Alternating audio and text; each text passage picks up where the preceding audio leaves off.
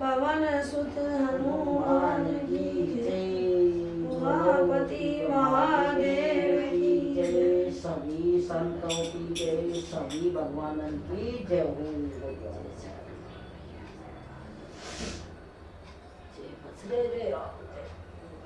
अरे भगवान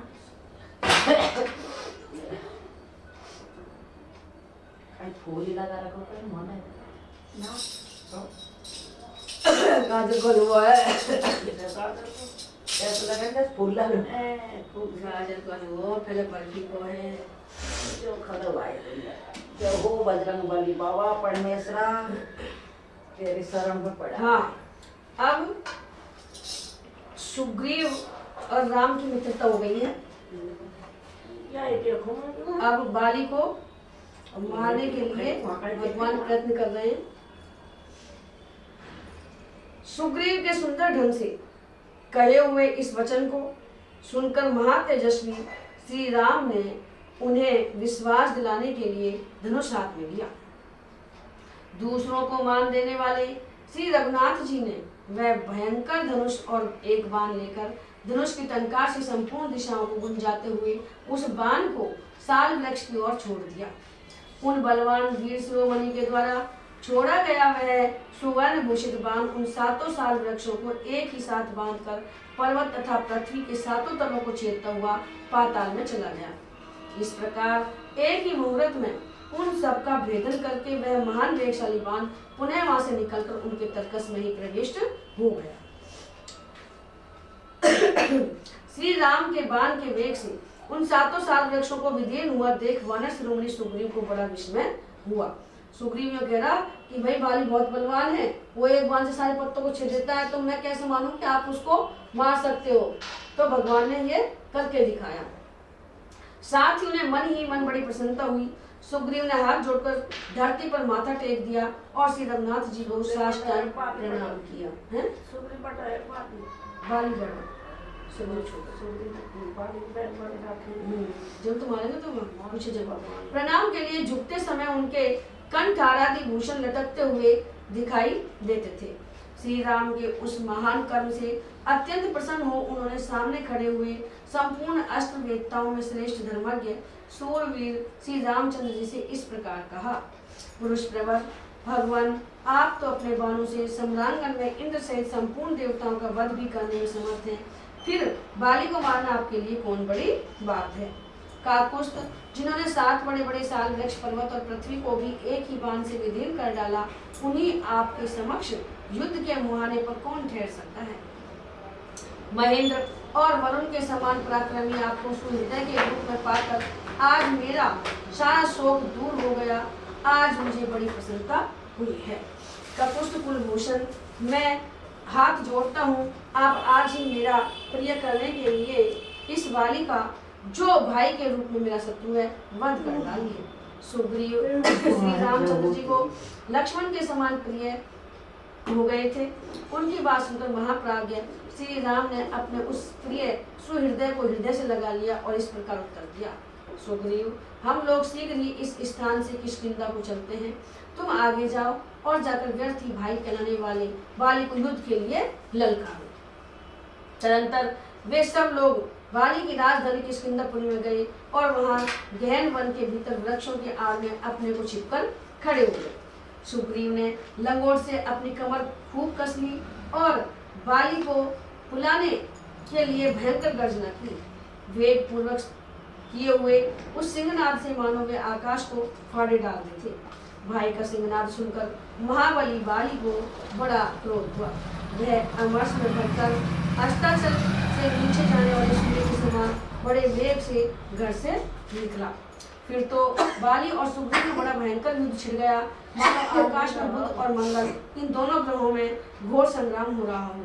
वे दोनों भाई क्रोध से मूर्छित हो एक दूसरे पर वज्र और अश्नि के समान तमाचों और घूसों का प्रहार करने लगे। उसी समय श्री रामचंद्र जी ने धनुष हाथ में लिया और उन दोनों की ओर देखा। वे दोनों वीर अश्विनी कुमारों की भांति परस्पर मिलते जुलते दिखाई दिए, अंतर नहीं दिखाई दिया उनका। श्री रामचंद्र जी को यह पता न चला कि इनमें कौन सुग्रीव है और कौन बाली है, इसलिए उन्होंने अपना वह प्राणांतकारी बाण छोड़ने का विचार स्थगित कर दिया। इसी बीच में बाली ने सुग्रीव के पांव उखाड़ दिए। वे अपने रक्षक श्री रघुनाथ जी को न देखकर ऋष्यमुख पर्वत की ओर भागे। वे बहुत थक गए थे, उनका सारा शरीर लहू लुहान और प्रहारों से जर्जर हो चल रहा था। इतने पर भी बाली ने क्रोधपूर्वक उनका पीछा किया, किंतु वे मतंग मुनि के महान वन में घुस गए। वहां उसको श्राप मिला हुआ था कि अगर कोई आएगा तो वो मर जाएगा, जिंदा नहीं रहेगा। इसलिए वो अपने बचाव के लिए सुग्रीव जो कहाँ घुसा, मतंग मुनि के आश्रम में घुसा। सुग्रीव को उस वन में प्रविष्ट हुआ देख महाबली बाली शाप के भय से वहां नहीं गया और जाओ तुम बच गए ऐसा कहकर वहां से लौट आया। इधर श्री रघुनाथ जी भी अपने भाई लक्ष्मण तथा श्री हनुमान जी के साथ उसी समय वन में आ गए जहाँ वानर सुग्रीव विद्यमान थे। लक्ष्मण सहित श्री राम को आया देख सुग्रीव को बड़ी लज्जा हुई और वे पृथ्वी की ओर देखते हुए दीनवाणी में उनसे बोले, रघुनंदन, आपने अपना पराक्रम दिखाया और मुझे यह कहकर भेज दिया कि जाओ बाली को युद्ध के लिए ललकारो। यह सब हो जाने पर आपने शत्रु से पिटवाया और स्वयं छिप गए। बताइए इस समय आपने ऐसा क्यों किया? आपको उसी समय सच सच बता देना चाहिए था कि मैं बाली को नहीं मारूंगा। ऐसी दशा में मैं यहाँ से आपके पास जाता ही नहीं। महामना सुग्रीव जब दीनवाणी द्वारा इस प्रकार करुणाजनक बात कहने लगे तब श्री राम फिर उनसे बोले, तात सुग्रीव, मेरी बात सुनो, क्रोध को अपने मन से निकाल दो। मैंने क्यों नहीं बाण चलाया इसका कारण मैं बतलाता हूँ। सुग्रीव, वेशभूषा, कद और चाल ढाल में तुम और बाली दोनों एक दूसरे से मिलते जुलते हैं। स्वर, कांति, दृष्टि, पराक्रम और बोलचाल के द्वारा भी मुझे तुम दोनों में कोई अंतर नहीं दिखाई देता। वानर श्रेष्ठ, तुम दोनों के रूप कि इतनी समानता देखकर मैं मोह में पड़ गया, तुम्हें पहचान नहीं सका, इसलिए मैंने अपना महान वेगशाली शत्रु संहारक बाण नहीं छोड़ा। भाई किसको ऊपर छोड़ो, दोनों समान लग रहे हैं। मेरा वह भयंकर बाण शत्रु के प्राण लेने वाला था, इसलिए तुम दोनों की समानता से संदेह में पड़कर मैंने उस बाण को नहीं छोड़ा। सोचा कहीं ऐसा न हो कि हम दोनों के मूल उद्देश्य का विनाश हो जाए, भाई बाली के चक्कर में कहीं तुम्हारा लग जाए। वीर वानर राज, यदि अनजान में या जल्दबाजी के कारण मेरे बाण से तुम ही मारे जाते तो मेरी बालोचित चपलता और मूर्खता की सिद्धि होती। जिसको अभय दान दे दिया गया हो उसका वध करने से बड़ा भारी पाप होता है। मैंने तुमको अभय दान दे दिया, गलती से अगर तुम्हारे लग जाता तीर और तुम मर जाते तो मुझे बहुत ज्यादा पाप लगता। यह एक अद्भुत पातक है। इस समय में लक्ष्मण और सुंदरी सीता सब तुम्हारे अधीन है। इस वन में तुम ही हम लोगों के आश्रय हो, इसलिए वानरराज शंका न करो, उन्हें चलकर युद्ध प्रारंभ करो। अब दोबारा जाओ तुम और युद्ध प्रारंभ करना। तुम इसी मुहूर्त में वाली को मेरे एक ही बाण का निशाना बनकर धरती पर लौटता देखोगे।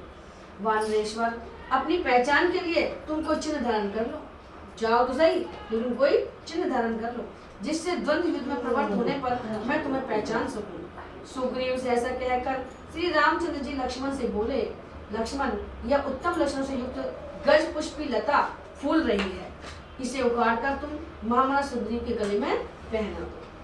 यह आज्ञा पाकर लक्ष्मण ने पर्वत के किनारे उत्पन्न हुई फूलों से भरी वह गज पुष्पी लता उखाड़कर सुग्रीव के गले में डाल दी। गले में पड़ी हुई उस लता से श्रीमान सुग्रीव वक्त पंक्ति के से अलंकृत संध्या काल के मेघ की भांति शोभा पाने लगे। श्री राम के वचन से आश्वासन पाकर अपने सुंदर शरीर से शोभा पाने वाले सुग्रीव श्री रघुनाथ जी के साथ फिर किष्किंधापुरी में जा पहुंचे। लक्ष्मण के बड़े भाई धर्मराज श्री राम सुग्रीव को साथ लेकर पुनः ऋष्यमुख से उस किष्किंधापुरी की ओर चले, जो वाली के पराक्रम से सुरक्षित थी। अपने सुवर्ण भूषित विशाल धनुष को उठाकर और युद्ध में सफलता दिखाने वाले छोटी बहू आ रही है, सूर्य तुल्य तेजस्वी बाणों को लेकर श्री राम वहां से प्रसिद्ध हुए। महात्मा रघुनाथ जी के आगे आगे सुगठित ग्रीवा वाले सुग्रीव और महाबली लक्ष्मण चल रहे थे और उनके पीछे वीर हनुमान, नल, पराक्रमी, नील तथा वानर युद्धकों के भी युद्धपति महातेजस्वी तार चल रहे थे। वे सब लोग फूलों के भार से झुके हुए वृक्षों, स्वच्छ जल वाली समुद्रगामी नदियों, कंदराओं, पर्वतों, शिला विवरों, गुफाओं, मुख्य शिखरों और सुंदर दिखाई देने वाली गहन गुफाओं को देखते हुए आगे बढ़ने लगे। उन्होंने मार्ग में ऐसे सजल सरोवरों को भी देखा जो वैदुर्य मणि के समान रंग वाले, निर्मल जल तथा कम खिले हुए मुकुल युक्त कमलों से सुशोभित थे। कारंडव, सारस, हंस, वंजुल, जलमुर्ग, चक्रवाक तथा अन्य पक्षी उन सरोवरों में चहचहा रहे थे। उन सब की प्रतिध्वनि वहां गूंज रही थी। स्थलों में सब और हरी हरी कोमल घास के अंकुरों का आहार करने वाले वनचारी हरिण कहीं निर्भय होकर चलते थे और कहीं खड़े दिखाई देते थे। इन सबको देखते हुए श्री राम आदि किष्किंधा की ओर जा रहे थे, जो सफेद दांतों से सुशोभित थे, देखने में भयंकर थे, अकेले विचरते थे और किनारों को खोदकर नष्ट कर देने के कारण सरोवरों के शत्रु समझे जाते थे।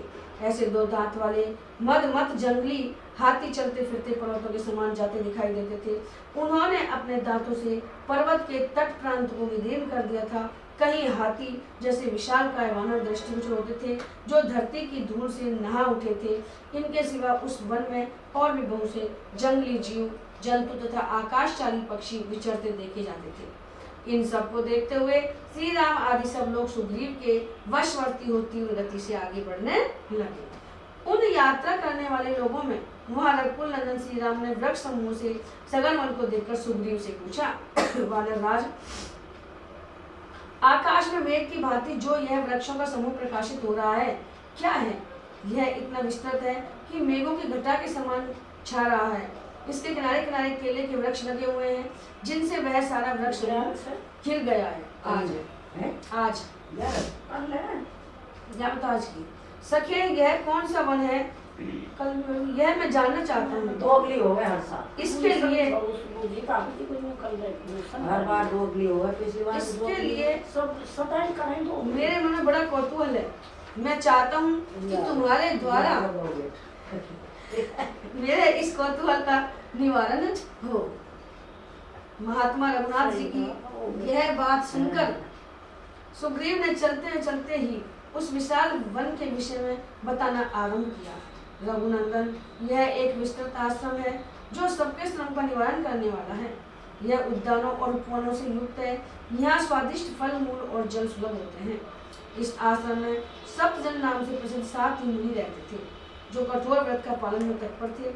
वे नीचे सिर करके तपस्या करते थे, नियम पूर्वक रहकर जल में शयन करने वाले थे। 7 दिन और 7 रात व्यतीत करके वे केवल वायु का आहार करते थे, कुछ नहीं खाते।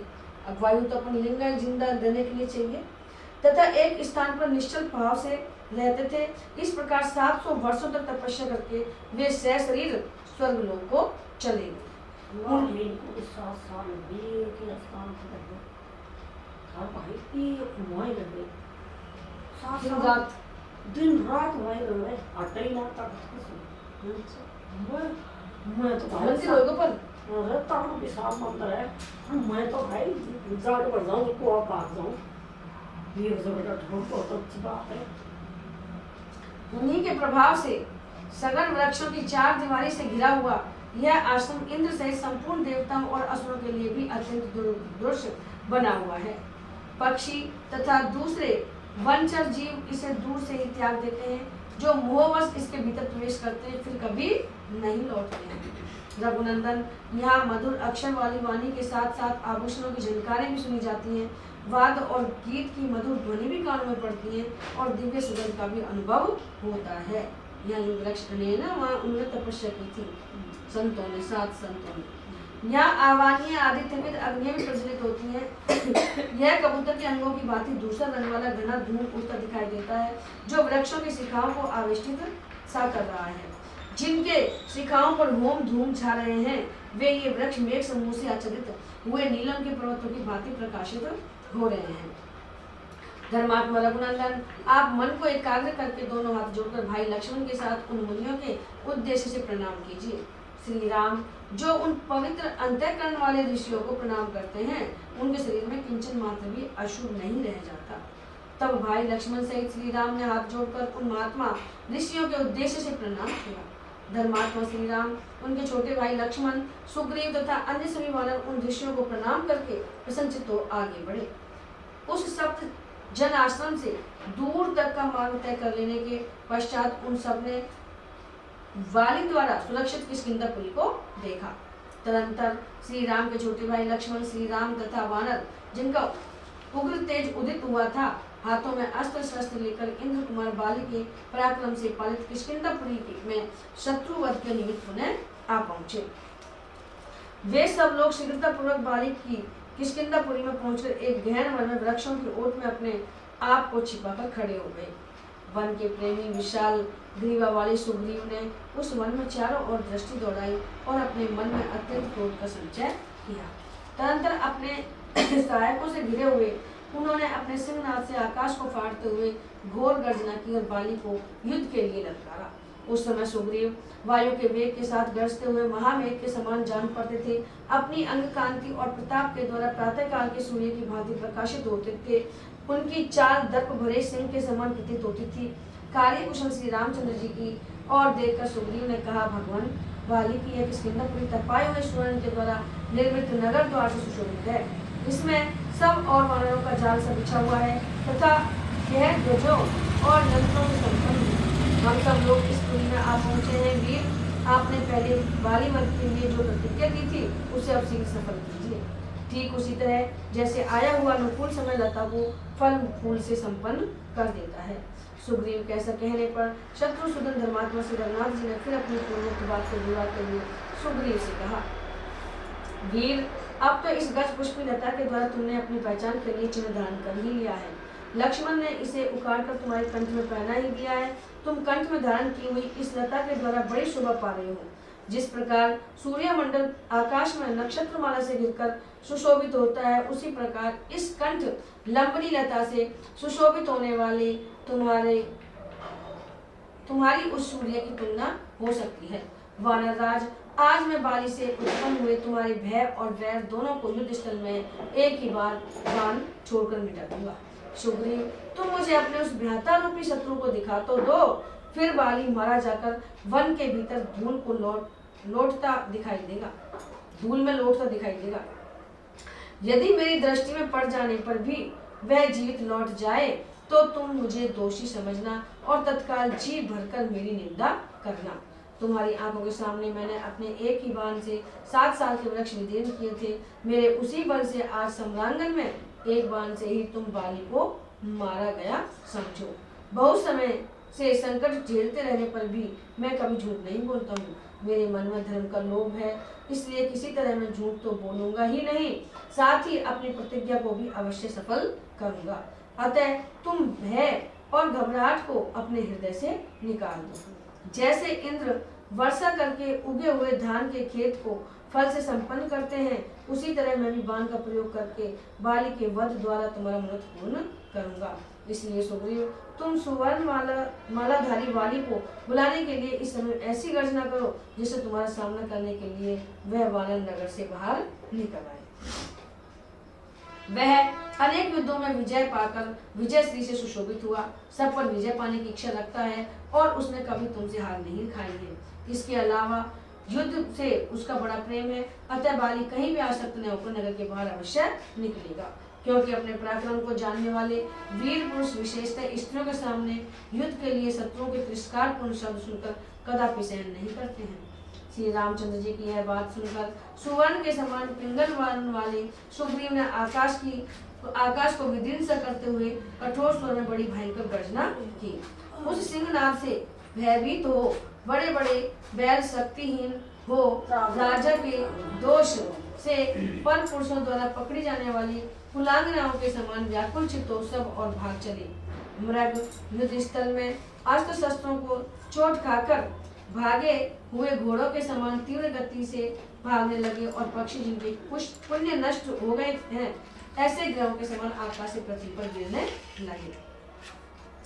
तदंतर जिनका सिंहनाद मेघ की गर्जना के समान गंभीर था और शौर्य के द्वारा जिनका तेज बढ़ा हुआ था, वे सुविख्यात सूर्य कुमार सुग्रीव बड़ी उतावली के साथ बारंबार गर्जना करने लगे। क्यों कर रहे हैं? क्योंकि उनके साथ में भगवान है, उनको कोई डर नहीं है। मानो वायु के वेग से चंचल हुए उत्ताल तरंग मालाओं से सुशोभित सरिताओं का स्वामी समुद्र कोलाहल कर रहा हो। उस समय अमरशील वाली अपने अंतःपुर में था। उसने अपने भाई महामना सुग्रीव का सिंहनाद वहीं से सुना। समस्त प्राणियों को कंपित कर देने वाली उनकी वह गर्जना सुनकर उसका सारा मन सहसा उतर गया और उसे महान क्रोध उत्पन्न हुआ। फिर तो सुवर्ण के समान पीले रंग वाले बाली का सारा शरीर क्रोध से तमतमा उठा। वह राहुग्रस्त सूर्य के समान तत्काल श्रीहीन दिखाई देने लगा। बाली की दाढ़ें विकराल थी, नेत्र क्रोध के कारण प्रज्वलित अग्नि के समान उद्दीप्त हो रहे थे। वह उस तालाब के समान श्रीहीन दिखाई देता था जिसमें कमल पुष्पों की शोभा तो नष्ट हो गई हो और केवल मृणाल रह गए हो। वह दूसरे शब्द सुनकर बाली अपने पैरों की धमक से पृथ्वी को विदीर्ण सी करता हुआ बड़े वेग से निकला। उस समय बाली की पत्नी तारा भयभीत हो घबरा उठी।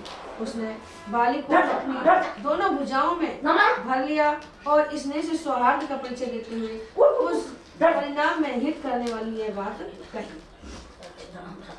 वीर, मेरी अच्छी बात सुनिए और सहसा आई हुई नदी के वेग की भांति इस बड़े हुए क्रोध को त्याग दीजिए। जैसे प्रातःकाल संध्या से उठा हुआ पुरुष रात को भोग में लाई गई पुष्पमाला का त्याग कर देता है, उसी प्रकार उस क्रोध का परित्याग कीजिए। वानर वीर, कल प्रातःकाल सुग्रीव के साथ युद्ध कीजिएगा। इस समय रुक जाइए। यद्यपि युद्ध में कोई शत्रु आपसे बढ़कर नहीं है और आप किसी से छोटे नहीं हैं, तथापि इस समय सहसा आपका घर से बाहर निकलना मुझे अच्छा नहीं लगता है। आपको रोकने का एक विशेष कारण भी है, उसे बताती हूँ, सुनिए। सुग्रीव पहले भी यहाँ आए थे और क्रोधपूर्वक उन्होंने आपको युद्ध के लिए ललकारा था। उस समय आपने नगर से निकलकर उन्हें परास्त किया और वे आपकी मार खाकर संपूर्ण दिशाओं पर भागते हुए मतंग वन में चले गए थे। तारा रोकने वाली को कि आज तुम मत जाओ।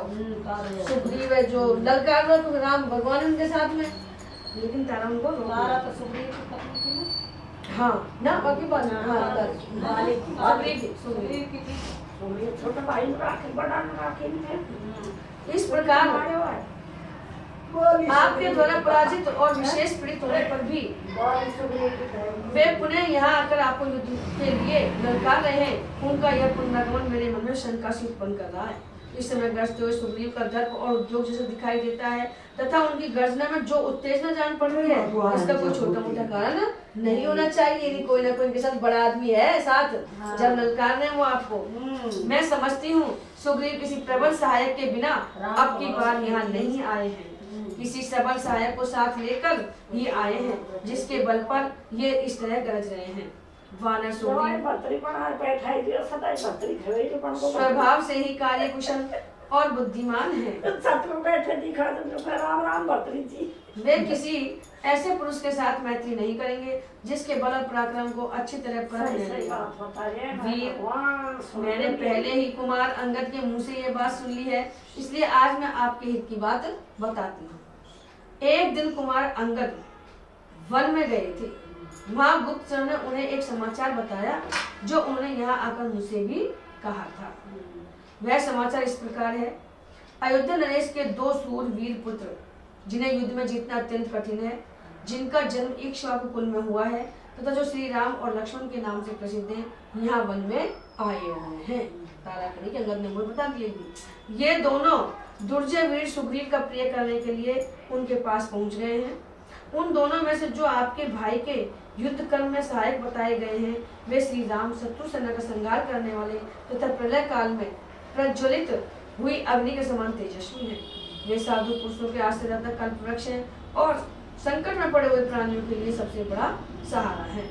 8 पुरुषों के आश्रय यश के एकमात्र भाजन ज्ञान विज्ञान से संपन्न तथा पिता की आज्ञा में स्थित रहने वाले हैं। जैसे गिरिराज हिमालय नाना धातुओं की खान है, उसी प्रकार श्री राम उत्तम गुणों के बहुत बड़े भंडार हैं। अतः महात्मा राम के साथ आपका विरोध करना कदापि उचित नहीं है, क्योंकि वे युद्ध की कला में अपना सानिध्य नहीं रखते हैं। उन पर विजय पाना अत्यंत कठिन है। शूरवीर, मैं आपके गुणों में दोष देखना नहीं चाहती, अतः आपसे कुछ कहती हूँ। आपके लिए जो हितकर है वही बात बता रही हूँ, आप उसे सुनिए और वैसा ही कीजिए। अच्छा यही होगा कि आप सुग्रीव का शीघ्र ही युवराज के पद पर अभिषेक कर दीजिए। वीर वानरराज सुग्रीव आपके छोटे भाई हैं, उनके साथ युद्ध न कीजिए। मैं आपके लिए यही उचित समझती हूँ कि आप वैर भाव को दूर हटाकर श्री राम के साथ सौहार्द और सुग्रीव के साथ प्रेम का संबंध स्थापित कीजिए। वानर सुग्रीव आपके छोटे भाई हैं, अतः आपका लाड प्यार पाने के योग्य हैं। वे ऋष्य मुख पर रहे या किष्किंधा में सर्वथा आपके बंधु ही हैं। मैं इस भूतल पर उनके समान बंधु और किसी को नहीं देखती हूँ। आप दान मान आदि सत्कारों के द्वारा उन्हें अपना अत्यंत अंतरंग बना लीजिए, जिससे वे इस वैर भाव को छोड़कर आपके पास रह सके। पुष्ट ग्रीवा वाले सुग्रीव आपके अत्यंत प्रेमी बंधु हैं, ऐसा मेरा मत है। इस समय भ्रातृ प्रेम का सहारा लेने के सिवा आपके लिए यहाँ दूसरी कोई गति नहीं है। यदि आपको मेरा प्रिय करना हो तथा आप मुझे अपनी हितकारिणी समझते हो तो मैं प्रेम पूर्वक याचना करती हूँ, आप मेरी यह नेक सलाह मान लीजिए। स्वामी, आप प्रसन्न होइए, मैं आपके हित की बात कहती हूँ, आप इसे ध्यान देकर सुनिए। केवल रोष का ही अनुसरण न कीजिए। कौशल राजकुमार श्री राम इंद्र के समान तेजस्वी हैं, उनके साथ वैर बांधना या युद्ध छेड़ना आपके लिए कदापि उचित नहीं है। उस समय तारा ने बाली से उसके हित की बात कही थी। बाली गया था और यह लाभदायक भी थी, किंतु उसकी बात उसे नहीं रुची, क्योंकि उसके विनाश का समय निकट था और वह काल के पास में बंध चुका था। विनाश काले विपरीत बुद्धि, जब विनाश काल है तो कोई की भी ना सुने। तारापति चंद्रमा के समान मुख वाली तारा को ऐसी बातें करती देख बाली ने उसे फटकारा और इस प्रकार कहा। वान ने इस गर्जते हुए भाई की, जो विशेषतः मेरा शत्रु है, यह उत्तेजनापूर्ण चेष्टा में किस कारण से सहन करूंगा। भीरू, जो कभी परास्त नहीं हुए और जिन्होंने युद्ध के अवसरों पर कभी पीठ नहीं दिखाई, उन सूरवीरों के लिए शत्रु की ललकार सह लेना मृत्यु से बढ़कर दुखदायी होता है। यह हीन ग्रीवा वाला सुग्रीव संग्राम भूमि में मेरे साथ युद्ध की इच्छा रखता है। मैं इसके रोषावेश और गर्जन तर्जन को सहन करने में असमर्थ हूँ। श्री रामचंद्र जी की बात सोचकर भी तुम्हें मेरे लिए विषाद नहीं करना चाहिए, क्योंकि धर्म के ज्ञाता तथा कर्तव्य को समझने वाले हैं, अतः पाप कैसे करेंगे। बाली को न विश्वास है कि भगवान राम है, वो पाप नहीं कर सकते, वो मारेंगे तो किसी न किसी काम से ही मारेंगे, वैसे नहीं मारेंगे वो। तुम इन स्त्रियों के साथ लौट जाओ, क्यों मेरे पीछे पीछे बार बार आ रही हो? तुमने मेरे प्रति अपना स्नेह दिखाया, भक्ति का भी परिचय दे दिया, अब जाओ, घबराहट छोड़ो। मैं आगे बढ़कर सुग्रीव का सामना करूंगा, उसके घमंड को चूर चूर कर डालूंगा, किंतु प्राण नहीं लूंगा। युद्ध के मैदान में खड़े हुए सुग्रीव की जो इच्छा है उसे मैं पूर्ण करूंगा। वृक्षों और मुक्कों की मार से पीड़ित होकर वह स्वयं ही भाग जाएगा। तारे दुरात्मा सुग्रीव मेरे युद्ध विषयक दर्प और आयास उद्योग को नहीं सह सकेगा। तुमने मेरी बौद्धिक सहायता अच्छी तरह कर दी और मेरे प्रति अपना स्वार्थ भी दिखा दिया। अब मैं प्राणों की सौगंध लाकर कहता हूँ कि अब तुम इन स्त्रियों के साथ लौट जाओ।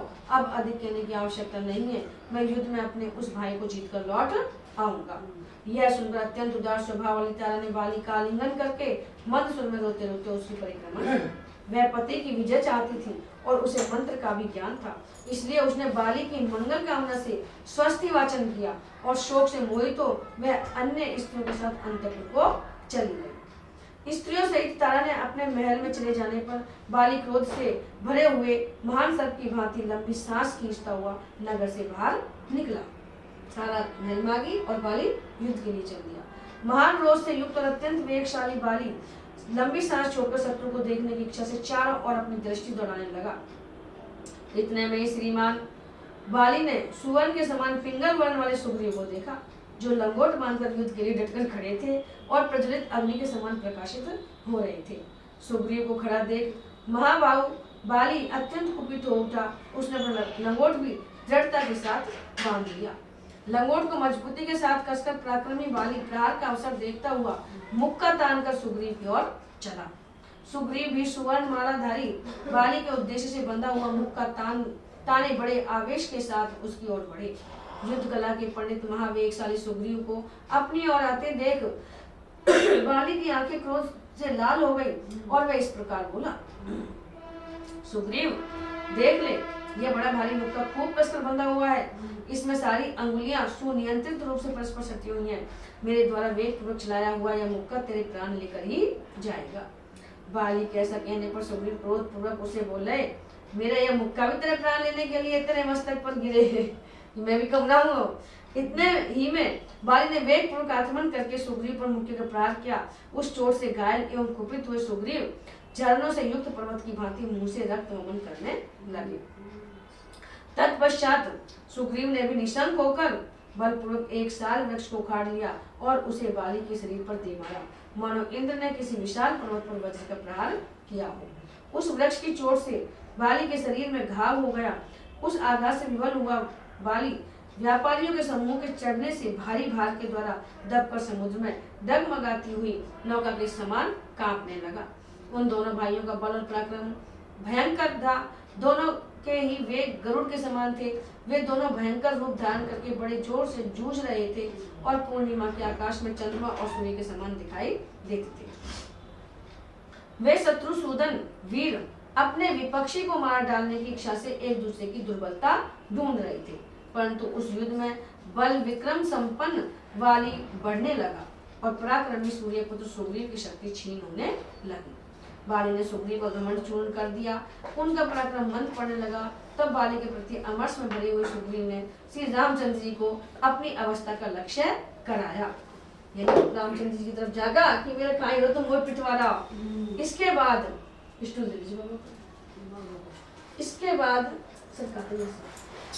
डालियों सहित वृक्षों, पर्वतों के शिखरों, वज्र के समान भयंकर नखों, मुक्कों, घुटनों, लातों और हाथों की मार से उन दोनों में इंद्र और वृत्तासुर की भांति भयंकर संग्राम होने लगा। बाली और सुग्रीव में वे दोनों वनचारी वानर लहूलुहान होकर लड़ रहे थे और दो बादलों की तरह अत्यंत भयंकर गर्जना करते हुए एक दूसरे को डांट रहे थे। श्री रघुनाथ जी ने देखा वानर राज सुग्रीव कमजोर पड़ रहे हैं और बारंबार इधर उधर दृष्टि दौड़ा रहे हैं कि भाई भगवान मेरी सहायता क्यों नहीं कर रहे। वानर राज को पीड़ित देख महातेजस्वी श्री राम ने बाली के वध की इच्छा से अपने बाण पर दृष्टिपात किया कि अब तो बाण चलाना ही पड़ेगा। उन्होंने अपने धनुष पर विषधर सर्प के समान भयंकर बाण रखा और उसे जोर से खींचा, मानो यमराज ने काल चक्र उठा लिया हो। उसकी प्रत्यंचा की टंकार ध्वनि से भयभीत हो बड़े बड़े पक्षी और मृग भाग खड़े हुए। वे प्रलय काल के समय मोहित हुए जीवों के समान किंकरते विमूढ़ हो गए। श्री रघुनाथ जी ने वज्र की भांति गड़गड़ाहट और प्रज्वलित अश्नि की भांति प्रकाश पैदा करने वाला वह महान बाण छोड़ दिया तथा उसके द्वारा बाली के वक्ष स्थल पर चोट पहुंचाई। उस बाण से वेग पूर्वक आहत हो महातेजस्वी पराक्रमी वानर राज बाली तत्काल पृथ्वी पर गिर पड़ा। अश्विन की पूर्णिमा के दिन इंद्र ध्वजोत्सव के अंत में ऊपर फेंका गया इंद्र ध्वज जैसे पृथ्वी पर गिर पड़ता है, उसी प्रकार बाली ग्रीष्म ऋतु के अंत में त्रिहीन अचेत और आंसुओं से गदगद कंठ हो धाराशायी हो गया और धीरे धीरे आर्तनाद करने लगा। श्री राम का वह उत्तम बाण युगांत काल के समान भयंकर तथा सोने चांदी से विभूषित था। पूर्व काल में महादेव जी ने जैसे अपने मुख से मुखमंडल के अंतर्गत ललाटवर्ती नेत्र से शत्रु भूत कामदेव का नाश करने के लिए धूम युक्त अग्नि की सृष्टि की थी, उसी प्रकार पुरुषोत्तम श्री राम ने सुग्रीव शत्रु बाली का मर्दन करने के लिए उस प्रज्वलित बाण को छोड़ा था। इंद्र कुमार बाली के शरीर से पानी के समान रक्त की धारा बहने लगी। वह उससे नहा गया और अचेत हो वायु के उखाड़े हुए पुष्पित अशोक वृक्ष एवं आकाश से नीचे गिरे हुए इंद्र ध्वज के समान सम्रांगण में पृथ्वी पर गिर पड़ा। युद्ध में कठोरता दिखाने वाला बाली श्री राम के बाणों से घायल हो कटे वृक्ष की भांति सहसा पृथ्वी पर गिर पड़ा। उसका सारा शरीर पृथ्वी पर पड़ा हुआ था। तपाए हुए सुवर्ण के आभूषण अब भी उसकी शोभा बढ़ा रहे थे। वह देवराज इंद्र के बंधन रहित ध्वज की भांति पृथ्वी पर गिर पड़ा था। वानरों और भालुओं के युद्धपति वाली के धाराशायी हो जाने पर यह पृथ्वी चंद्र रहित आकाश की भांति शोभाहीन हो गई। पृथ्वी पर पड़े होने पर भी महामना वाली के शरीर को शोभा, प्राण, तेज और पराक्रम नहीं छोड़ सके थे। भी उसके शरीर में प्राण भी था, तेज भी था और पराक्रम भी था। इंद्र की दी हुई रत्न जड़ित श्रेष्ठ सुवर्ण माला उस वानर राज के प्राण, तेज और शोभा को धारण किए हुए थी। उस सुवर्ण माला से विभूषित हुआ वानर युद्धपति वीर वाली संध्या की लाली से रंगे हुए प्रांत भाग वाले मेघखंड के समान शोभा पा रहे थे। पृथ्वी पर गिरे होने पर भी वाली की वह सुवर्ण माला, उसका शरीर तथा मर्म स्थल को विदीर्ण करने वाला वह बाण, ये तीनों पृथक पृथक तीन भागों में विभक्त की हुई अंग लक्ष्मी के समान शोभा पा रहे थे। वीरवर श्री राम के धनुष से चलाए गए उस अस्त्र ने वाली के लिए स्वर्ग का मार्ग प्रकाशित कर दिया और उसे परम पद को पहुंचा दिया। इस प्रकार युद्ध स्थल में गिरा हुआ इंद्र पुत्र वाली ज्वाला रहित अग्नि के समान पुण्यों का क्षय होने पर पुण्य लोक से इस पृथ्वी पर गिरे हुए राजा जयाति के समान तथा महाप्रलय के समय काल द्वारा पृथ्वी पर गिराए गए सूर्य के समान चांद पड़ता था। उसके गले में सोने की माला शोभा दे रही थी। वह महेंद्र के समान दुर्जय और भगवान विष्णु के समान दुस्सह था। उसकी छाती चौड़ी, भुजाएं बड़ी बड़ी, मुख दीप्तिमान और नेत्र कपिल वर्ण के थे। लक्ष्मण को साथ लिए श्री राम ने वाली को इस अवस्था में देखा और वे उसके समीप गए। इस प्रकार ज्वाला रहित अग्नि की भांति वहां गिरा हुआ वह वीर धीरे धीरे देख रहा था। महापराक्रमी दोनों भाई श्री राम और लक्ष्मण उस वीर का विशेष सम्मान करते हुए उसके पास गए। उन श्री राम तथा महाबली लक्ष्मण को देखकर वाली धर्म और विनय से युक्त कठोर वाणी में बोला। वाली ने भगवान से प्रश्न किया। अब उसमें तेज और प्राण स्वल्प मात्र में ही रह गए थे, यानी छोड़ने वाले थे प्राण उसके शरीर से। वह बाण से घायल होकर पृथ्वी पर पड़ा था और उसकी चेष्टा धीरे धीरे लुप्त होती जा रही थी। उसने युद्ध में गर्वयुक्त पराक्रम प्रकट करने वाले गर्विले श्री राम से कठोर वाणी में इस प्रकार कहना आरंभ किया। रघुनंदन, आप राजा दशरथ के सुविख्यात पुत्र हैं। आपका दर्शन सबको प्रिय है। मैं आपसे युद्ध करने नहीं आया था, मैं तो दूसरे के साथ युद्ध में उलझा हुआ था। उस दशा में आपने मेरा वध करके यहाँ कौन सा गुण प्राप्त किया है, किस महान यश का उपार्जन किया है? आपने मेरे को मार के कौन सी कीर्ति पाई है, कौन सा यश पाया है? क्योंकि मैं युद्ध के लिए दूसरे पर रोष प्रकट कर रहा था, किंतु आपके कारण बीच में ही मृत्यु को प्राप्त हो गया। आपने ऐसा बाण छोड़ा कि मैं बीच में मृत्यु को प्राप्त हो गया।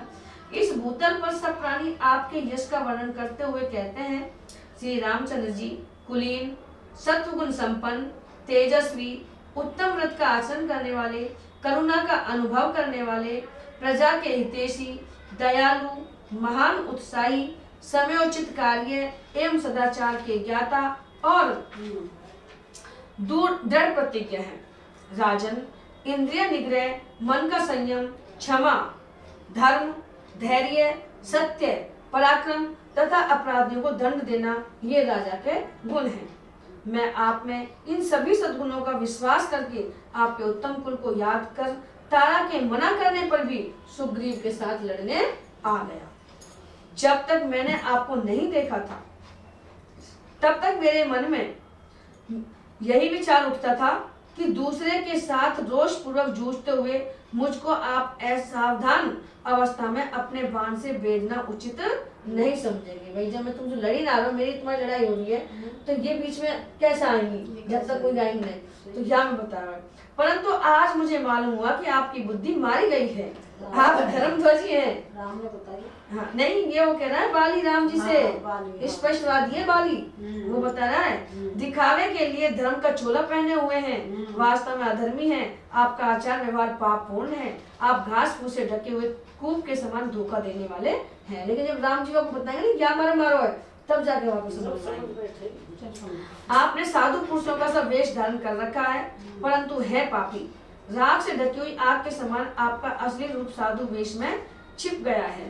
मैं नहीं जानता था कि आपने लोगों को छलने के लिए ही धर्म की आड़ ली है। जब मैं आपके राज्य या नगर में कोई उपद्रव नहीं कर रहा था तथा आपका भी तिरस्कार नहीं करता था, तब आपने मुझ निरपराध को क्यों मारा? मैं सदा फल मूल का भोजन करने वाला और वन में विचरने वाला वानर हूँ। मैं यहाँ आपसे युद्ध नहीं करता था, दूसरे के साथ मेरी लड़ाई हो रही थी, फिर बिना अपराध के आपने मुझे क्यों मारा? राजन, आप एक सम्मानीय नरेश के पुत्र हैं, विश्वास के योग्य हैं और देखने में भी प्रिय हैं। आप में धर्म का साधन भूत चिन्ह, जटा, वलकल धारण आदि भी प्रत्यक्ष दिखाई देते हैं। ये आप साधु वेश धारण कर रखा है, धर्म के धारण करने वाले हैं। क्षत्रिय कुल में उत्पन्न शास्त्र का ज्ञाता, संशय रहित तथा धार्मिक वेशभूषा से आच्छन्न होकर भी कौन मनुष्य ऐसा क्रूरतापूर्ण कर्म कर सकता है? महाराज, रघु के कुल में आपका प्रादुर्भाव हुआ है, आप धर्मात्मा के रूप में प्रसिद्ध हैं, तो भी इतने अभव्य क्रूर निकले।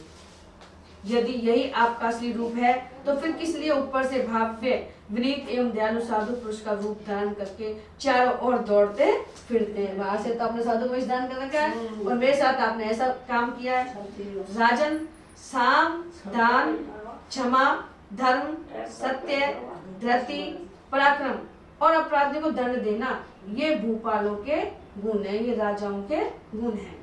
नरेश्वर राम, हम फल मूल खाने वाले वनचारी मृग हैं, यही हमारी प्रकृति है, किंतु आप तो पुरुष हैं, मनुष्य हैं, अतः हमारे और आप में वैर का कोई कारण ही नहीं है। पृथ्वी, सोना और चांदी, इन्हीं वस्तुओं के लिए राजाओं में परस्पर युद्ध होते हैं। सोना के लिए, सोना चांदी के लिए, पैसों के लिए और जमीन के लिए, यही तीन कलह के मूल कारण है। परंतु यहाँ वे भी नहीं है, हम दोनों के आपस में बीच में तो वो भी नहीं है। इस दिशा में, इस वन में या हमारे फलों में आपका क्या लोभ हो सकता है? नीति और विनय, दंड और अनुग्रह ये राजधर्म है, किंतु इनके उपयोग के भिन्न भिन्न अवसर हैं। इनका अविवेक पूर्वक उपयोग करना उचित नहीं है। राजाओं को स्वेच्छाचारी नहीं होना चाहिए, परंतु आप तो काम के गुलाम, क्रोधी और मर्यादा में स्थित न रहने वाले चंचल हैं। नय, विनय आदि जो राजाओं के धर्म हैं, उनके अवसर का विचार किए बिना ही किसी का कहीं भी प्रयोग कर देते हैं, जहाँ कहीं भी बाण चलाते फिरते हैं। आपका धर्म के विषय में आदर नहीं है और न अर्थ साधन में ही आपकी बुद्धि स्थिर है। नरेश्वर, आप स्वेच्छाचारी हैं, इसलिए आपकी इंद्रियां आपको कहीं भी खींच ले जाती हैं। काकुष्ठ, मैं सर्वथा निरपराध था, तो भी यहाँ मुझे बाण से मारने का घृणित कर्म करके सत्पुरुषों के बीच में आप क्या कहेंगे? राजा का वध करने वाला, ब्रह्म हत्यारा, गोघाती, चोर, प्राणियों की हिंसा में तत्पर रहने वाला, नास्तिक और परिवेत्ता, बड़े भाई के अविवाहित रहते अपना विवाह करने वाला छोटा भाई वो परिवेक्ता कहलाता है। ये सब के सब नरकगामी होते हैं। चुगली खाने वाला, लोभी, मित्र हत्यारा तथा गुरु पत्नी गामी, ये पापात्माओं के लोक में जाते हैं, इसमें संशय नहीं है। हम वानरों का चमड़ा भी तो सत्पुरुषों के धारण करने योग्य नहीं होता। हमारे रोम और हड्डियां भी वर्जित हैं, छूने योग्य नहीं है। आप जैसे धर्माचारी पुरुषों के लिए मांस तो सदा ही अभक्ष्य है। फिर किस लोभ से आपने मुझ वानर को अपने बाणों का शिकार बनाया? मुझे क्यों मारा? बताओ। कितने सारे उन्होंने उदाहरण दे दिए। रघुनंदन, त्रैवर्णिकों में जिनकी किसी कारण से मांसाहार जैसे निंदनीय कर्म में प्रवृत्ति हो गई है, उनके लिए भी 5 नख वाले जीवों में से 5 ही भक्षण के योग्य बताए गए हैं। उनके नाम इस प्रकार हैं: गेंडा, साही, गोहो, खरा और 5वां कछुआ। श्री राम, मनीषी पुरुष मेरे वानर के चमड़े और हड्डी का स्पर्श नहीं करते। वानर के मांस भी सभी के लिए अभक्ष्य होते हैं। इस तरह जिसका सब कुछ निषिद्ध है, ऐसा 5 नख वाला मैं आज आपके हाथ से मारा गया हूँ। मेरी स्त्री तारा सर्वज्ञ है, उसने मुझे सत्य और हित की बात बताई थी, किंतु मोहवश उसका उल्लंघन करके मैं काल के अधीन हो गया। मैंने उसकी एक बात नहीं मानी। काकपुस्त, जैसे सुशीला युवती पापात्मा पति से सुरक्षित नहीं हो पाती, उसी प्रकार आप जैसे स्वामी को पाकर यह वसुधा सनाथ नहीं हो सकती। आप सठ छिपे रहकर दूसरों का अप्रिय करने वाले, अपकारी, क्षुद्र और झूठे ही शांत चित्त बने रहने वाले हैं। महात्मा राजा दशरथ ने आप जैसे पापी को कैसे उत्पन्न किया? हाय, जिसने सदाचार का रस्सा तोड़ डाला है, सत्पुरुषों के धर्म एवं मर्यादा का उल्लंघन किया है तथा जिसने धर्म रूपी अंकुश की भी अवहेलना कर दी है, उस राम रूपी हाथी के द्वारा आज मैं मारा गया। ऐसा अशुभ, अनुचित और सत्पुरुषों द्वारा निंदित कर्म करके आप श्रेष्ठ पुरुषों से मिलने पर उनके सामने क्या कहेंगे? श्री राम, हम उदासीन प्राणियों पर आपने जो यह पराक्रम प्रकट किया है, ऐसा बल पराक्रम आप अपना अपकार करने वालों पर प्रकट कर रहे हो, ऐसा मुझे नहीं दिखाई देता। राजकुमार, यदि आप युधिष्ठिर में मेरी दृष्टि के सामने आकर मेरे साथ युद्ध करते, तो आज मेरे द्वारा मारे जाकर सूर्य पुत्र यम देवता का दर्शन करते होते। आमने सामने अपन युद्ध करते तो मैं बताता।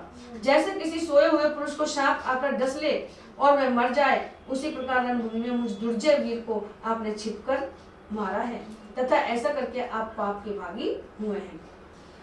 जिस उद्देश्य को लेकर सुग्रीव का प्रिय करने की कामना से आपने मेरा वध किया है, उसी उद्देश्य की सिद्धि के लिए यदि आपने पहले मुझसे ये कहा होता, तो मैं मिथिलेश कुमारी जानकी को एक ही दिन में ढूंढकर आपके पास ला देता। आपकी पत्नी का अपहरण करने वाले दुरात्मा राक्षस रावण को मैं युद्ध में मारे बिना ही उसके गले में रस्सी बांधकर पकड़ लाता और उसे आपके हवाले कर देता। बालिक कांक में रहे क्षमिंजन तक नाम जय हमारे कनायक में एक मिनट में याद। जैसे मधु कैटव द्वारा अपहृत हुई श्वेताश्वरी श्रुति का भगवान हयग्रीव ने उद्धार किया था, उसी प्रकार मैं आपके आदेश से मिथिलेश कुमारी सीता को यदि वे समुद्र के जल में या पाताल में रखी गई होती तो भी वहां से ला देता। मेरे स्वर्गवासी हो जाने पर सुग्रीव जो यह राज्य प्राप्त करेंगे वह तो उचित ही है, अनुचित इतना ही हुआ कि आपने मुझे रणभूमि में अधर्म पूर्वक मारा, छिपकर मारा। हाँ, यह जगत कभी न कभी काल के अधीन होता ही है, इसका ऐसा स्वभाव ही है। मरना तो मेरा निश्चित ही था, आपने तो थोड़े दिन बाद मरता। अतः भले ही मेरी मृत्यु हो जाए, इसके लिए मुझे खेद नहीं है, परंतु मेरे इस तरह मारे जाने का यदि आपने उचित उत्तर ढूंढ निकाला हो तो उसे अच्छी तरह सोच विचार कर मार दे तो कोई बात है, पर जवाब दे दो तुम नहीं हमारा मारो है बस। ऐसा कहकर महामनस्वी वानर राजकुमार वाली सूर्य के समान तेजस्वी रामचंद्र जी की और देखकर चुप हो गया। उसका मुंह सूख गया था और दान का पीड़ा हुई। अभी तो बाली अपनी अपनी बात कह रहा है, भगवान सुन रहे हैं कि तू किए जा। जैसे भगवान ने कि 100 गाली होते ही 99 तेरी है, 100 भी होते ही मैं तेरा सरकार तो ऐसे ही अभी तो बाली की सुनिए। बोलो सियावर रामचंद्र भगवान।